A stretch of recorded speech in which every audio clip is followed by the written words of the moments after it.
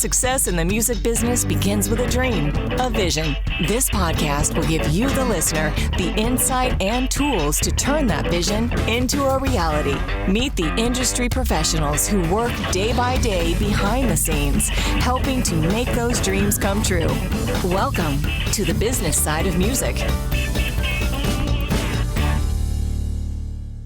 In the studio, Nashville, Tennessee.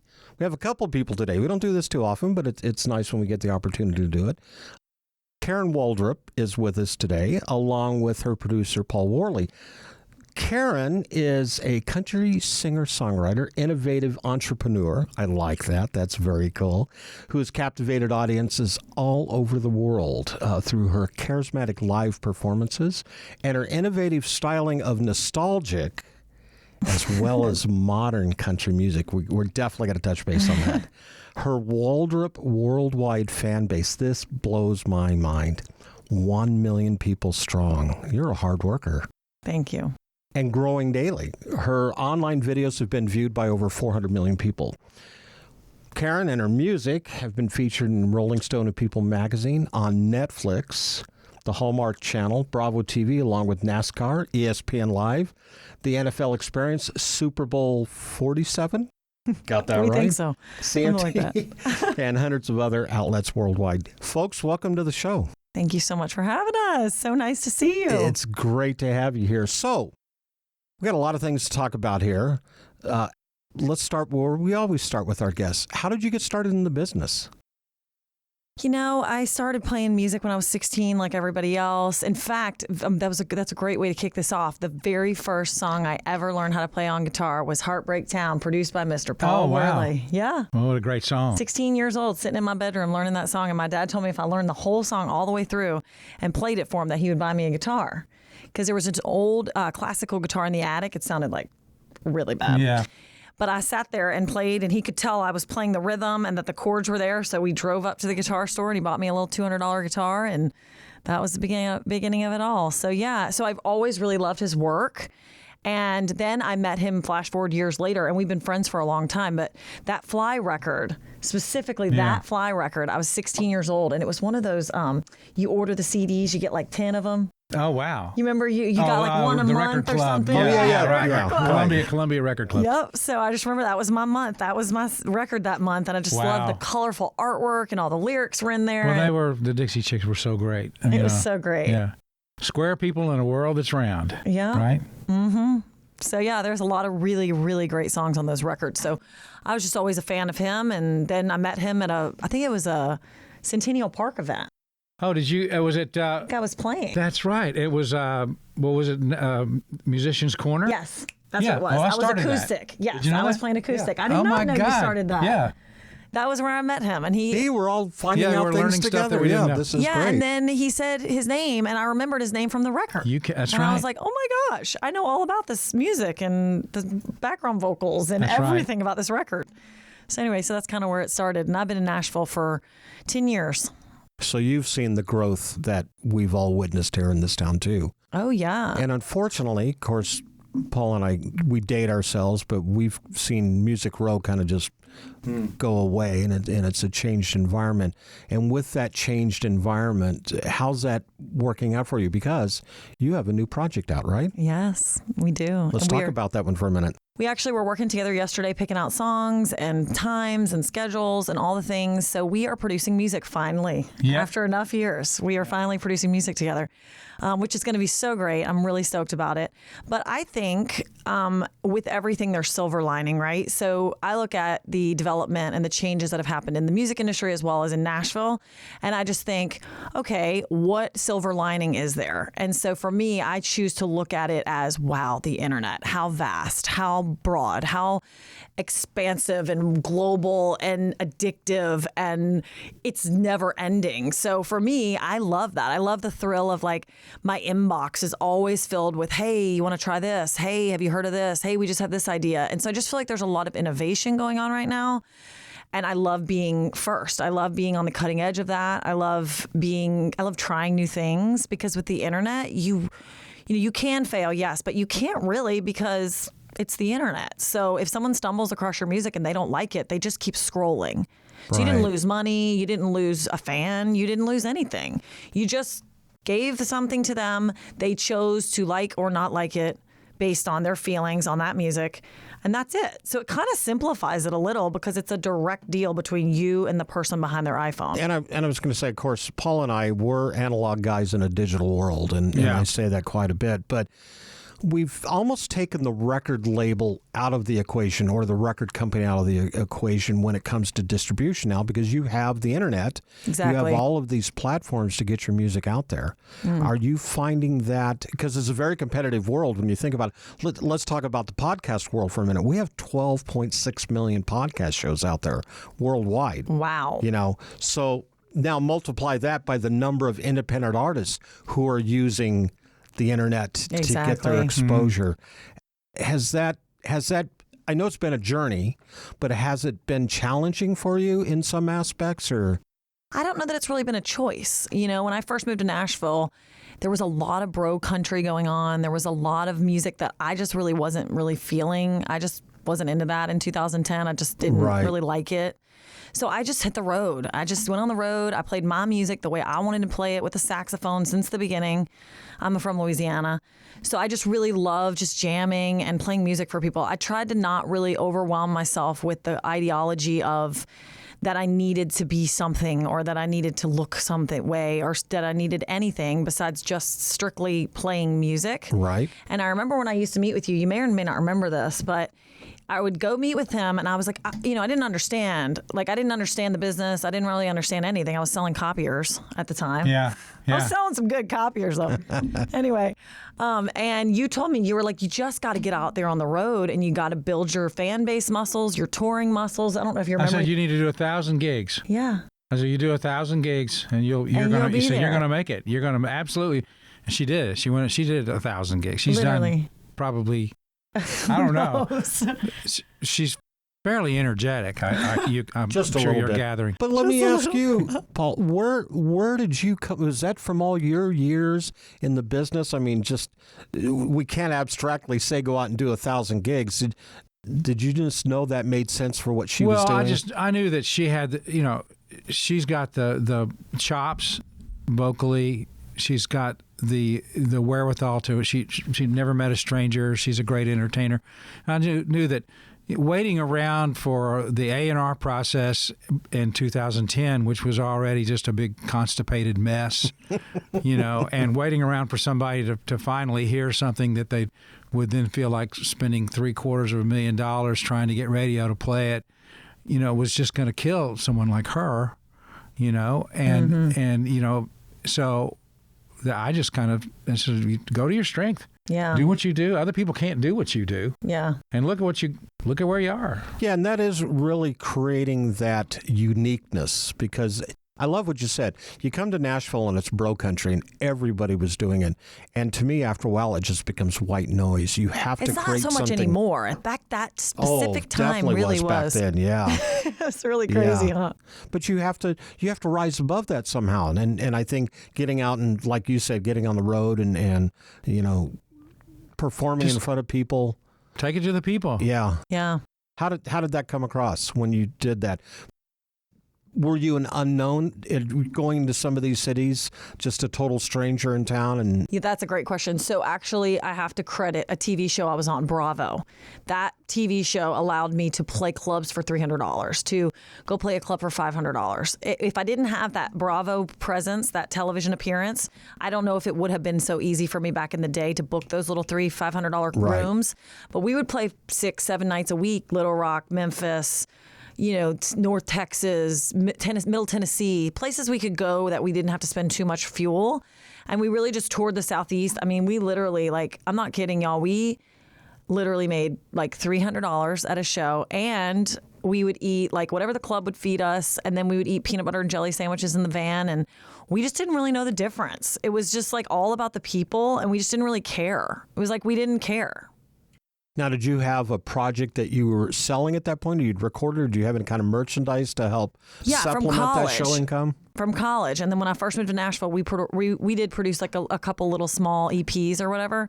So so we were toying with that. We were selling those CDs. We were, going room to room, meeting people, talking to people. It's just crazy. And then something happened to me in 2000, and I started playing on Broadway in Nashville in like 2012, I think. And I did that for like 3 good years, which I suggest to anyone to do because it's such a great thing to be on stage for 4 hours nonstop without a break. Like that will get your endurance going. But after that, I met Country Rebel. I met Kevin and Darren Blue at the Key West Songwriter Festival in 2015. And that changed my life. Because when I was sitting there with him, with specifically Kevin, shout out to Kevin Blue, specifically he said to me, don't underestimate the value and power of video content. And I didn't really know what that meant. I was like, what do you mean? Like, you want me to like make jambalaya for people online? Mm-hmm. And he's like, he's like, you need to play music. What is wrong with you people? Why can't you understand this? And I'm like, light bulb. And that was it. And so I started to do a weekly video series, me just playing music for people, just every single week. Was this a live stream that you were doing? Some people Before there were live streams? No, well, that's another part of the story that's interesting. So during that time, that was 2015. That was the first time I had ever seen anyone use Facebook Live. And it was a girl, they had bunked me up with her. BMI put me up with her. She was another writer. Her name's Ashley Gearing, actually. Shout out to her. She's a great girl. Mm-hmm. And she had live streamed her show that night. And she's like, oh, look how cool. These people are commenting. I'm like, what? That's so cool. And so the next show, I live streamed mine. And I had more viewers than she did. So I was like, this could actually be something cool. This could be an opportunity for me. She's a signed artist and I have more viewership. Like something that I'm doing over here might be working. I don't know what it is. So then I started going live directly with the fans. So I would just go live with my acoustic guitar in my bedroom and I would communicate with them. So I'd be like, oh, thanks, Bob Smith. Oh, thanks, Linda Dungan. And I would shout them out. And then after a little while, I started to notice things they were commenting. So like if they would comment like, here in Des Moines, Iowa, I'd be like, oh, I played Des Moines, Iowa in 2017. So I started to kind of really like use it as almost like a two-way. Well, and you're building relationships at that point. Yeah. Creating that intimacy that the fans definitely want. Yeah. It's a lot of fun. I've done it. I mean, you just comment in there. It is fun. You act silly and you tell jokes. And if you know the artist, I mean. Fun. Yeah. Yeah, because I've seen some artists do it. So let me back up a little bit. I've seen some artists do it who really don't have the personality to pull it off.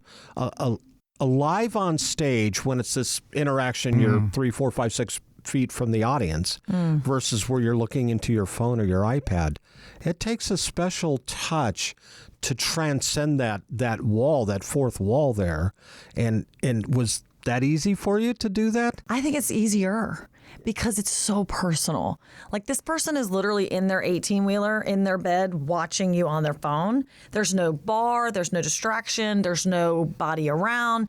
They're just literally and so you have them like they're holding you in their hand. And so for me, it's just very personal. It's very easy. It's very honest. And so I've really enjoyed the whole process of that. And so then once I decided to make new music in 2018, we launched an Indiegogo crowdfunding campaign, and I used Facebook Live as an opportunity to bring attention to it. And so then we funded that record that way using Indiegogo for giving away T-shirts or new record or whatever. And then that leads us to where we are today, which is the ideology of, actually, it was inspired by this Chinese CEO that I met. His name is David Lee. And I was with him in California and we had this amazing talk, and I actually have it recorded. And he's like billionaire, brilliant businessman. And so we just had this, I was just lucky he gave me 5 minutes. You know, he just chit-chatted with me for about 5 minutes. And I asked him, I said, you know, how can I grow my business in a way that you looking at me as a musician, because I had played for their event. And he said, you should sell shares. I said, what do you mean? He said, you should allow your fans to make money if you make money. And I'm like, I don't think anybody's ever done that before. Yeah, that's unheard of. And so Joe, my manager, found music benefactors. And Joe is the one who reached out and said, okay, these are, and so then I said, Joe, this is something that David Lee told me about. So I sent him the audio from years ago that David Lee had kind of foresighted that for me. And I'm like, okay, this is a really cool idea. And so Joe found Matt, and then Matt, me, Joe, Paul, and my business manager together as a team have developed an LLC, and it is a specific project for these tracks that we're recording. And then when the tracks make revenue, there's a system called exactuals. And so I just go in and dump the money, or whoever, my business manager goes in and dumps the royalties. And then those royalties are split out between the investors. So obviously I still own my share of the master, and I still own the master, right? We're not giving the master to the fans. But it's almost like dividends. Yeah. Yeah, gotcha. So that's how we've set this up. And so what's really neat about it, and what I really love about this music benefactor concept, is that I feel like it takes it all to a whole new level, because then when the music comes out, the person is on our team. So they're sharing it, they're streaming it, they're sending it to their friends. They have an invested interest in it. So I just think it's really cool. And so when he told me about music benefactors, I was totally into it. Totally, 100%. I was like, absolutely, yes, we should do that. We're going to talk about that. But first, we're going to take a break, get a word in for one of our sponsors here. When we come back, we're going to have some more conversation with Karen Waldrup and Paul Worley. Hi, everyone. I'm Larry Butler, and I want to send you a free digital copy of my new book, The Singer-Songwriter Rule Book. 101 ways to help you improve your chances of success. That's right. Everything you need to know to launch your career as a singer-songwriter, all based on my 40 years in the live performance arena. And believe me, I've seen it all. In my book, you'll find the 10 things you have to deal with before even thinking about becoming a singer-songwriter performer. You'll also learn about the 5 things every singer-songwriter can do this weekend to make their live show better. 5 things I can guarantee that you are not doing already. Plus, there's tips on songwriting and staging, photo and video shoots, publishing, merch, dozens of other topics. All written for people who don't particularly like to read. And again, it's free. Just go to the Business Side of Music website homepage and look for my book cover. Click on it, and a free digital copy of my book will be yours. I'm Larry Butler, and I approve of this message. Thanks. Since 1963, Korg has been creating new experiences in music and performance. That is what drove the creation of some of Korg's most legendary products, such as the Poly 6, the M1, the Electribe, the Triton, the Minilogue, the Kronos, Wave State, Op 6, and most recently the Nautilus, which is what we have here in our studio. Korg is dedicated to creating new, innovative, and uncompromising instruments which maintain the highest quality to inspire music makers, past, present, and future. Visit Korg.com or your favorite Korg dealer to get your hands on one of their products and start creating new music always. Korg, the official sponsor of the Business Side of Music. Back in the studio here in Nashville, Tennessee, Karen Waldrup, Paul Worley are with us.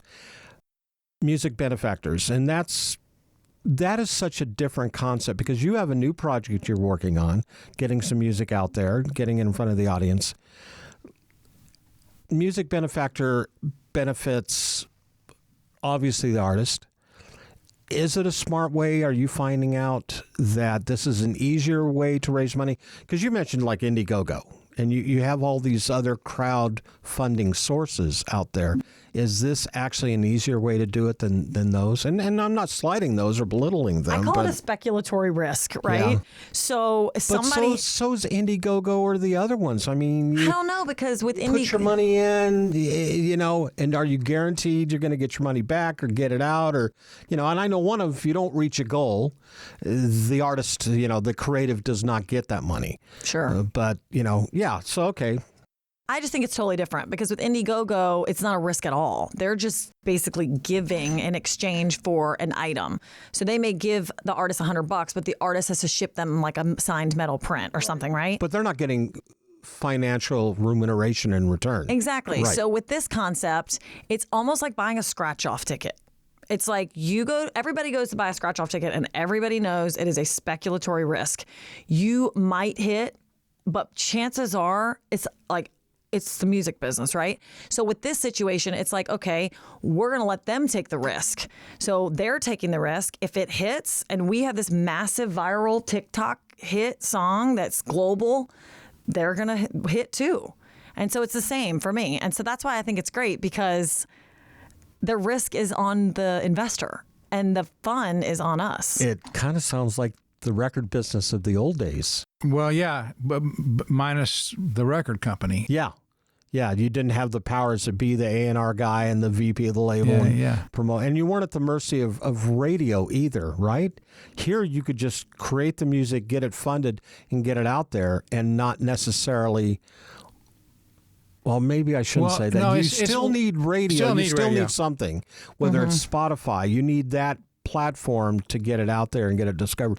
But you're not at the mercy, I guess what I was going to say, you're not at the mercy of the record label going, well, that didn't work, so let's slide the next artist in. You have the control of that dynamic. Yeah. Well, and even better, we have the funding. So with the music benefactor concept, the funds that are coming in, we can use that to go hire radio. So I love the word you use, control. It gives the control all to the artists and the managers and the producers to say, we want to make music, and we really don't want to wait on somebody else to say it's time. We just want to start now. And whether or not it works. I mean, that's the most important thing, because with radio, and especially country and rock, and to a certain extent pop, you have to let it get out there and spend some time acquiring that audience, building that. Because a lot of times record labels, and I said it before, they'll go, we've had it out there for 6 weeks, we don't really have any traction, boom, you're gone. Well, he knows all about that. Yeah. Yeah, that was there was only one play in the playbook, was radio. And if you didn't get it, and sometimes we would spend 30 weeks chasing a first single, only to find out that it was a what we used to call a turntable hit. It was inactive, and it's okay. We got it to the top of the charts, but nobody really cared and nobody bought it. Yeah, it didn't translate into sales. Yeah, what do we do now? Yeah, and so there's she's got every play that she can think of in her playbook, and it's all geared toward eventually getting on the large platforms, Spotify and radio and all those. Mm-hmm. But you're still you can feel the heat. You can watch it grow, right? Mm-hmm. So, getting a song to radio. Let's take Spotify out of the equation for a moment. Let's just talk about radio.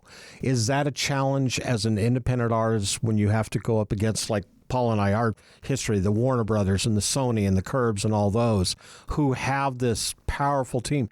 And nothing against independent radio promoters, but when you have that staff team, that's typically where radio goes first, because they know they can get the Taylor Swifts or the Tim McGraws or whatever. As an independent artist, is it working? I'm curious if I'm the first one to answer that or if he's the first one to answer that, because I have a great answer, but I don't want to step on your answer. I want to hear your answer. Yeah, I do too. Don't lose what you had in your mind. My life changed when I went to Brentwood Baptist Church one night on a Tuesday night, and it was this big band, and it was this great, and there was this preacher, and he spoke, and I stood up when he said this. He said, the moment you take the burden off of yourself to be important, that's the moment you start living God's plan for your life. And that's the moment I changed my entire thinking. So I don't burden myself with it. I don't burden myself with radio. I don't burden myself with CMA awards. I don't burden myself with any of it. I burden myself with one thing, and it's making great music. That is it. That is the only thing I care about. To hear that. Well, yeah. I mean, you think about it, because when you come in as a young artist and you haven't checked all the boxes that she's learned how to check, you've got a lot of people around you telling you what you ought to be doing. And they're controlling the money, and they're controlling the wherewithal that you have to convince them. And they're controlling what she gets to play. And so so you're going, well, how about this song? How you don't get to go, I'm totally passionate about this song, I'm going to do this song. Mm-hmm. That never happens. Right. It's got to pass 3 committees, and so there's just, like she was saying, it's very intimate, her relationship with her fans. Do you like me? I know you like me. You're here. Do you like this? No? Okay, well, I'll bring you something else. Yeah. But I'm not going to stop. I think the other thing, too, is especially what's gone on with the pandemic and coronavirus, and nobody's really been out to tour at the level that they need or want to. You have created a machine, for lack of better words, that almost at least supplements that, if it doesn't at least replace it right now, because especially with your live streaming and your fan base, you can get out and try new material, see if it works with your listeners, right? Mm-hmm. Yeah, and I'm always one to tell the truth. I'm not going to sit here and say that it wasn't horrible. It was horrible. It was absolutely horrible. it still is. You know, I canceled a show last week. You know, we canceled a whole tour to Europe this year. You know, so we continuously cancel shows. They're always being canceled because of COVID still, and have vaccines. So I don't know the reason why it is this way. I just know that I've taken it one day at a time. And I had a friend that we lost to COVID, and he told me in the middle of the pandemic that his father would always tell him, because he was self-employed as well, if you can't make a dollar, make a dime.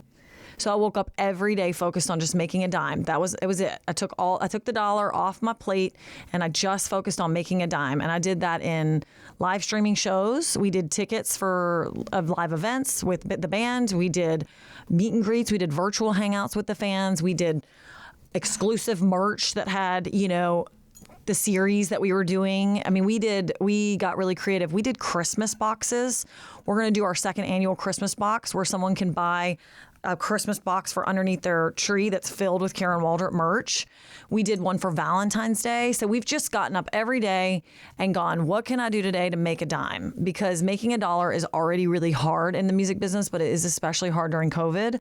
So I just tried to not try to make that too complicated on myself, because I just didn't want to lose the zest for music. That was my biggest concern. And I felt like if I kept chasing the gig that wasn't happening, that I would just keep getting let down. Oh, gig got let down. So I just pivoted and said, okay, I'm going to put this on the table. I love playing live music, don't get me wrong. But I'm going to put this on the table. I'm going to give it a second to breathe. I'm going to come over here and find out what other opportunities I can do on the web while the world figures out COVID, because all I can do is get a vaccine. That's all I can really do. I can't really do much else besides love and support my neighbor and friends. So I just kind of took that burden off and just said, okay, let me just kind of shift to the web, figure out how we can grow. I mean, we built a 50,000 platform TikTok in a month during COVID.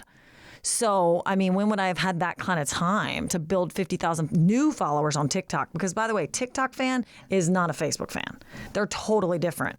TikTok is a young high school kid who's wanting to dance, and Facebook is, you know, a businessman who wants to click a link to learn more about a t-shirt. It's just different. It's just very different. And so, anyway, so that's what we did. We just got up every day, and God blessed us for it. So I'm getting a wow. I don't know about you, but I'm going, okay.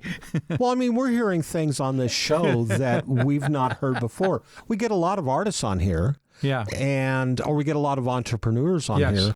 But this is a totally different stratosphere than what we've talked about in the past. Thanks. Yeah. I appreciate that very much. much. It's very unique. Thanks. In fact, unique would probably be the understatement. Yeah. And so it's like you said, there is some risk involved in doing this, but when is there not risk in this business? You and I both know that. Our lives are a risk. Yeah. I mean, when we signed up to be in the music business, we didn't, it wasn't like any other job that you would sign up to get. And basically, you know, most of us sort of fail all the way up to the top if we're lucky. I'd like to hear your answer to his question, though. Which one? Regarding his question was, you know, how is it different for independent artists in radio streaming, right? Was that the question? Because, you know, you and I, Paul, we both worked that major label deal. Yeah. We know how tough that was to break a new artist. Well, the biggest difference is, you know, your business is you, and you're the boss of you. And you're great. I mean, you don't just bullheadedly go after every thought in your head. You ask. You have people around you that you trust, and you get advice. But then at the end of the day, you make a decision, and then that decision is acted upon.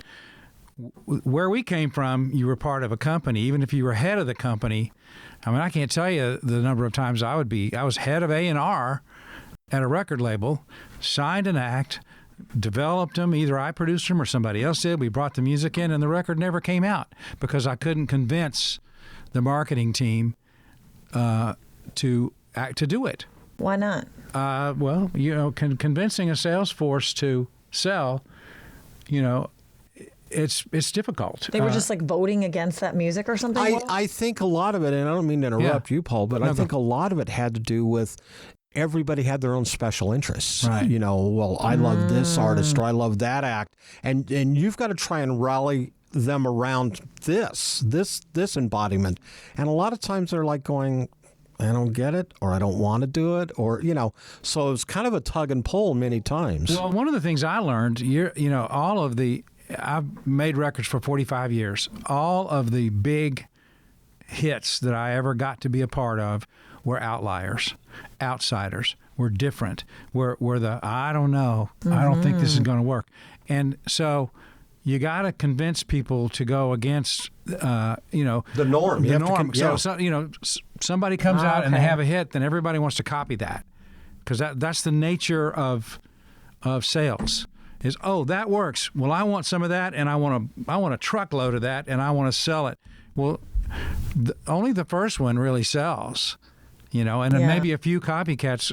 We do some business, but I've been called, crazy many times, and it's usually over whether it was Dixie Chicks or Big and Rich or Martina McBride. Wow. People thought we were crazy, and I'm going, well, I know I'm crazy, but this is good. So we're going to take another break, get another word in for one of our sponsors. When we come back, we're going to have some more conversation with Karen Waldrup and Paul Worley, and we're going to talk a little bit about how this Music Benefactors works for you and how people can get involved. Hi, this is Tom Sabella, the creator, founder, and co-producer of the Business Side of Music podcast. It's loyal listeners such as yourself that make our podcast successful. Take the time to sign up for our weekly newsletter. Not only does it contain information on upcoming podcast episodes, but also informative tidbits on the music industry and even bonus items that we give away. All you have to do is sign up at businesssideofmusic.com, and we will send you Larry Butler's new singer-songwriter rulebook. That's it. All you have to do is go to businesssideofmusic.com, sign up, and we will send you Larry Butler's new book. Thanks to all our loyal listeners. We love you. When you have a Korg synth at your fingertips, the possibilities are endless. Be it digital, analog modeling, altered FM, wave sequencing, or the multi-engine synth, Korg gives you easy access to a variety of features to help you get the perfect sounds quickly. Whether you're a professional musician or just starting out, Korg truly has a synthesizer to help you express yourself. Visit Korg.com or your favorite Korg dealer to get your hands on one of their products to create new music always. Korg, the official sponsor of the Business Side of Music. Back in the studio, Karen Waldrup and Paul Worley are with us. Music Benefactors, you are working on a new project, and of course, as an independent artist, you're funding it yourself, but you're funding it in a different way than, like we talked about the crowdsourcing. How does the Music Benefactor program work for you, and how do, say, our listeners get involved? Totally. So Music Benefactors, I don't know anybody who's done it. I don't know anybody who's done this ideology at all. So let me interrupt for 1 second. Was this developed, Music Benefactors, and you're the guinea pig of it, yes and no, I think. Yes and no. Okay. I won't say yes because he developed it way before I ever came along. I think Matt has been working on it for like 5 years. Gotcha. So let me not take the credit by any means. However, I think when he saw me and my fan base, he did probably feel like this is a good chance to see if this one will hit. So he had only launched, I think, 2 projects before mine ever.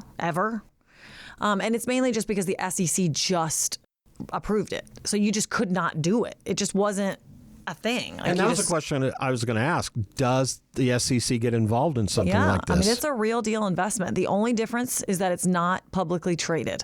So, for example, if you buy $1,000 worth of stock, the only person you can really sell it back to is me, but I'll buy it. So if someone gets hard up, they can email me and I'll buy their shares back. I have no problem doing that because then I own more of the master. Right. So I don't really care. If they want to sell it back to me, that's totally cool. But the idea is that they go onto the site, they buy the shares just as the same way that they would if they were going to buy Amazon stock. They get dividends on the stock each quarter, right? The biggest difference is that person can go sell that Amazon stock to the public. This is kind of like a niche privately investment. held. Yeah, so you really need to sell it to either somebody else who's a fan or just sell it back to me. Yeah. Which is fine. And that's something that we actually built in to the deal is that if we decide this record is so great. We don't want all these people to buy it. We can go buy all of them out. But our idea is that we do want them to be owners. We do want them to own. We don't want to own the whole thing. We want to share it. Everybody wants to share and promote. And also I think there's something neat too. This is another element of it that I haven't experienced yet, but I know I will. When I go to shows, their fans will come and they'll be so proud. They'll be like, oh, I'm a Facebook supporter. And that makes them feel like they're in, right? So I'll do special things for them. I'll like slip a little magnet to them or a little keychain or a little something to make them feel good because they're a Facebook supporter. So I'm excited about them coming to the show and saying, I'm an investor. Yeah. Because then I'm like, oh, cool. So it's a whole new... Yeah, that'll create another whole economy. Yeah, and then the other people, they're like, what do you mean investor? Oh, yeah, we were on Somebody's Got to Be First. Somebody's Got to Be First, and that's the name of it. Somebody's Got to Be First. He found the song before we ever used that as the concept. I forgot. Yeah, I just forgot about that.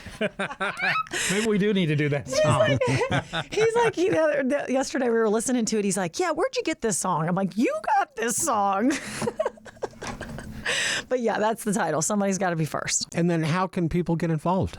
So it's musicbenefactors.com/Karen Waldrup. You can also just go to KarenWaldrup.com and there's all kinds of information. I think there's 21 days left. It ends on the last day of October. So it closes. Okay. That's it. Can't buy any more. Not on this record. Yeah. We could launch another one to do another record, but the idea is that really wouldn't be fair to the investor because they own a share of what is. What you've created that there, wouldn't be fair to continue to dilute it, right? So it's done. Yeah. And then we can go we want to do a Christmas album, we can create a Christmas album project. Now, we can is there a limited amount of whatever the word is shares that they can buy, or is it? Yes, because it's maximum $100,000, and they're $1 a share. So you would not have more than $100,000, therefore 100,000 shares. Right. Yeah, that makes sense to me. Makes sense to me too. I'm thinking I need to buy some shares. Yeah, you do. So you get 50 shares for $50. So that's it. Let's talk about some of the songs, some of the titles. I Go by Jane. Let's talk about that song for a minute. Yeah, that was just totally, everybody was feeling so weird because we had been home for so long. So I hadn't left my house since March, April, it was May, it was Cinco de Mayo, and I had a Zoom, right? Because, I'm a singer, so I was pretty over the top about COVID. Like, I was not trying to get out and about because I didn't want to lose my voice or my lungs. So I just stayed home and wrote songs and did the best I could, worked out a lot, just hung out with the dog and stuff like that. But anyway, which was cool. Looking back, that's fine. But anyway, so I Go by Jane Doe. I was writing with a friend named Brandon Darcy on Zoom, and it was Cinco de Mayo. And so I put my cute little Cinco de Mayo sombrero, because I have this obnoxious sombrero, and I put it on and I was like speaking to him in Spanish. I'm like, hola, buenos dias, having like our little funny thing. And so then the three people that were on the call saw the Cinco de Mayo like moment. And then he said, I have a song idea about somebody being John Doe. And I was like, well, what if we made her Jane Doe and she's trying to go to Mexico to get away from everybody and hide under incognito? So we start being really silly, and we just wrote the song, and it's basically like she's leaving for this trip to Mexico and she doesn't want anyone to know who she is. So she's riding around the resort with a red wig on and she's pretending like she's somebody else. And I think it's fun because it's weird. A. B, it's really fun for like fun, rowdy shows because we'll do our last song and then I'll come back on in the wig and do Jane Doe. So it's just like a fun alter ego thing that I've got. You know what I mean? And it was fun, and it was a one-off. It was definitely a one single deal with a one video, and we ended up shooting it at the resort in Mexico. So I think it was inspired by the craziness that kind of COVID made us all like want to be weird. That's what it was. And it is very weird. I won't lie. It is very weird. Over the Ocean. Over the Ocean is quite the opposite. Yeah. Over the Ocean is also inspired by COVID-19, but in the opposite way. It is inspired by, we lost our best friend in 25 days. His life was gone. I mean, just bam, just gone.